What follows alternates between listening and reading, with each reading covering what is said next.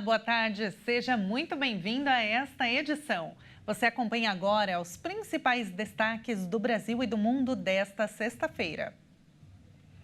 E a NASA liberou recentemente imagens impressionantes via satélite que mostram como ficou o Rio Grande do Sul após ser invadido pelas águas. Como você pode ver, é possível ter uma dimensão da proporção da tragédia. Vemos a água do rio Jacuí invadindo o centro da capital nessa região coberta com a cor marrom, indicando o caminho das águas cheias de lama e onde ainda há uma grande concentração dela. E a imagem fica ainda mais impressionante quando comparamos com imagens de toda uma área que se estende do Rio Jacuí, na região de Porto Alegre, e também destaca a Lagoa dos Patos. Os registros foram feitos em dois momentos diferentes, em 20 de abril e no dia 4 de maio. À primeira vista, já percebemos que toda a parte à esquerda está mais verde, mostrando como o lugar era antes. E à direita, colocamos a imagem do dia 4 de maio, para que você veja melhor a fotografia com o excesso das águas tomando as cidades e as áreas rurais. Por essas imagens, fica claro que essa é uma das, ou a maior, tragédia que já aconteceu no Rio Grande do Sul. Impressionante, né? E o ministro de Portos e Aeroportos, Silvio Costa Filho, informou que os aeroportos regionais do Rio Grande do Sul e em Santa Catarina devem receber até 116 voos semanais. A decisão foi tomada após o aeroporto Salgado Filho, em Porto Alegre, ser alagado pelas chuvas. Atualmente, a água está em 2,5 metros de altura e o local permanece fechado por tempo indeterminado. A base aérea de Canoas será o substituto do aeroporto de Porto Alegre. A concessionária responsável pelo aeroporto Salgado Filho vai se responsabilizar pela montagem dos equipamentos de raio-x e esteiras para iniciar as operações no dia 13 de maio. E atenção, um estudo indica que no Brasil 3 milhões de pessoas podem ter que se deslocar por causa dos eventos climáticos extremos nos próximos anos.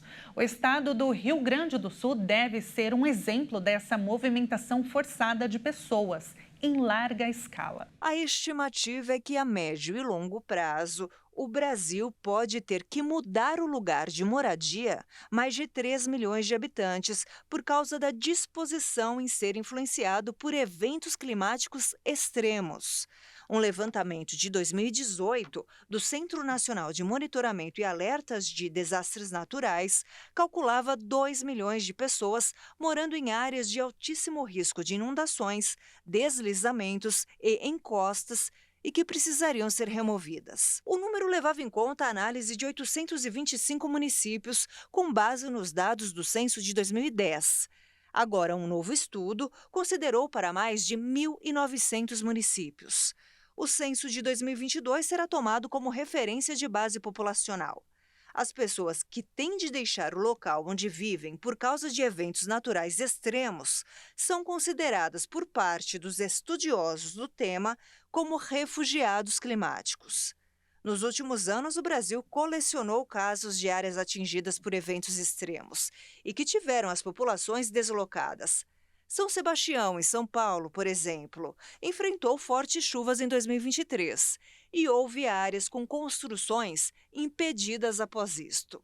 Situações semelhantes foram vistas também no Recife, no sul da Bahia e no norte de Minas Gerais. E agora a gente fala de saúde, porque um novo boletim Infogripe da Fiocruz fez um alerta sobre o número de casos de influenza A e do vírus sincicial respiratório, que é responsável pela maioria das infecções das vias respiratórias e pulmões em recém-nascidos e crianças.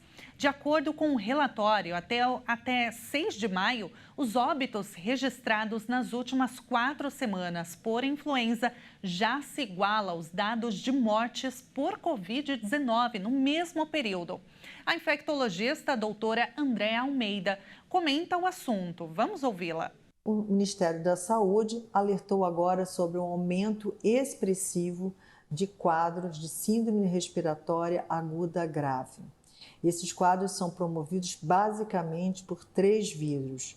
Para crianças de menos de 2 anos de idade, importantemente é o vírus sincicial respiratório, levando as crianças para os prontos-socorros com quadros, parece com asma, um quadro gripal, e esse quadro pode deixar sequelas na criança e necessidade de internação em unidade de terapia intensiva.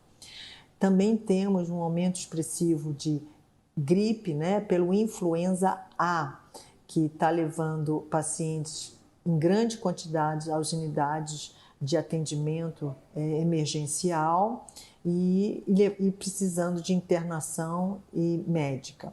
E não podemos esquecer a Covid, que não nos deixou, vai ficar para sempre na convivência com a gente, esse vírus, SARS-CoV-2, e um aumento de óbito, principalmente na população idosa, pelo vírus do SARS-CoV. Eu gosto de lembrar sempre que o Ministério da Saúde liberou a vacina contra a gripe para toda a população brasileira com mais de 6 meses de idade. Isso é importante que as pessoas procurem os postos de saúde, porque essa vacina é segura e ela vai proteger contra o vírus da influenza, que é um dos principais causadores dessa síndrome respiratória aguda grave. Hoje, a cobertura vacinal no Brasil está muito baixa, menos de 20%. Então, o que a gente pede à população? Procure o posto de saúde, toma sua vacina de gripe. Se você tiver com quadro respiratório, febre, tosse, espirrando, faça o seu isolamento social, use máscara e lave bem as mãos. Esse ensinamento da Covid deve permanecer para sempre para a população. Anotado, né? E agora, notícia internacional. A Ucrânia denunciou nesta sexta-feira que a Rússia lançou uma ofensiva terrestre em Kharkiv. Segundo as autoridades locais, milhares de pessoas estão sendo retiradas da região devido aos bombardeios massivos. Paralelamente, uma fonte do comando militar ucraniano declarou que as forças de Moscou entraram 1 quilômetro em território ucraniano e tentam continuar avançando. Moscou quer criar uma zona de segurança na área para evitar que a Ucrânia bombardeie a região russa de Belgorod. O Ministério da Defesa disse que as forças russas tentaram romper as linhas de defesa ucranianas com a ajuda de veículos blindados, sem esclarecer o local exato deste ataque, e garantiu que as ações foram repelidas, mas que continuam combates de intensidade variável e que foram destacadas unidades de reserva para reforçar a defesa da zona. A administração militar local informou que foi iniciada a evacuação de residentes de Volchansk, onde vivem cerca de 3.000 pessoas, e cidades fronteiriças na região de Kharkiv, devido a bombardeios massivos. Uma parte significativa de Kharkiv foi ocupada pela Rússia e depois libertada em 2022. A região fronteiriça e sua capital com o mesmo nome, a segunda cidade do país, têm sido bombardeadas regularmente nos últimos meses. A Ucrânia teme há várias semanas uma possível nova ofensiva russa na área. O exército ucraniano enfrenta dificuldades na frente, enfraquecido pela falta de tropas e pelos atrasos na entrega de ajuda ocidental. Já as forças russas alegaram ter conquistado territórios limitados, principalmente no leste, mas sem alcançar progressos reais. E esta edição fica por aqui. Mais notícias você acompanha ao longo da nossa programação. Muito obrigada pela sua companhia e até mais.